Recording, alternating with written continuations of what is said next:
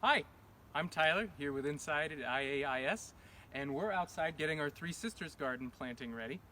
And I wanted to show you guys a little bit of how that's going to work out, because in times like these, it's going to be really important for people to be able to grow their own food. In this video, we're going to be focusing on Three Sisters gardens, which are made up of corn, beans, and squash. The term Three Sisters originated with the Haudenosaunee, also known as the Iroquois, who believe that these plants are gifts from the Great Spirit.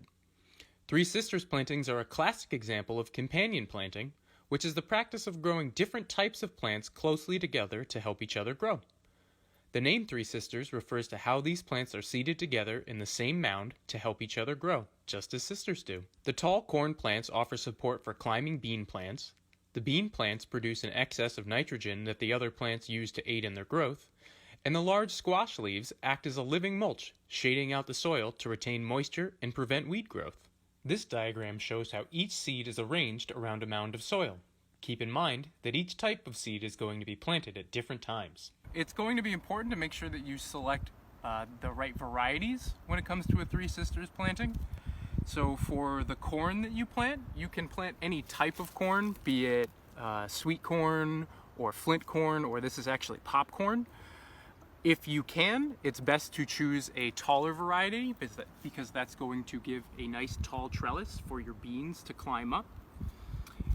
And when you're selecting the beans that you want, I here actually have some beans that we saved from last year.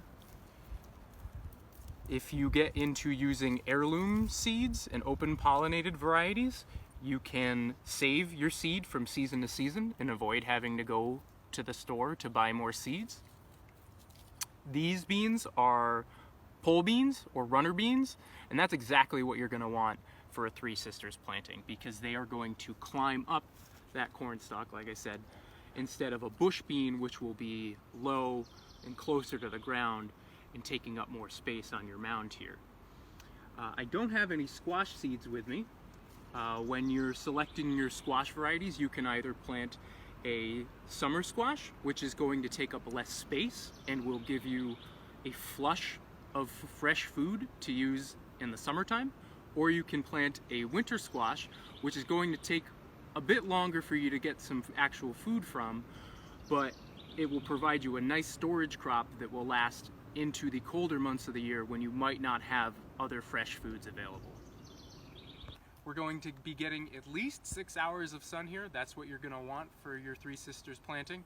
If you don't have that available to you, or if you don't have enough space like we do out here in our garden, there's always modifications that you can make. There's community gardens that you can check in with. You can always even get something going in a small planter box outside your window, rooftop gardens. There are options out there available to you. It's the middle of May here, and we've got some pretty beautiful weather for the first time in a while. So now is the perfect time to get our seeds in the ground. You can, if you're interested in doing so, you can get your seeds started indoors a few weeks before they go outside. Certain plants will take to that better than others. In general, I would recommend that corn, beans, and squash you want to plant directly in the ground. They're going to take best without having the roots disturbed. So what I've got here are some corn seeds. Generally, this is what you would start with. You would plant them in an arrangement around your mound, about 1 inch deep.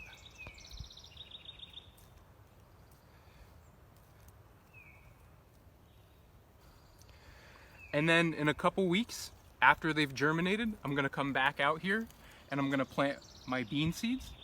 And then a couple weeks after that, I will plant the squash on the outside of the mound. So, corn is something that's going to take up a lot of space in your garden. If that's something that's not available to you, an alternative is that you can just take a stick and use that as your trellis for your beans. Corn is wind pollinated. Corn takes up a lot of space in a garden, and if you don't have available space for that, you can plant it and it will grow, but you might not get great, nice big ears of corn. Another example that you can do is if you don't have the space for squash takes up a lot of space, you can forego the squash in favor of something like amaranth or tobacco. All right, so thanks for joining us here today. I hope you learned a few things and picked up some garden secrets. If you don't mind, I got to get back to work so we have enough food to get through the winter.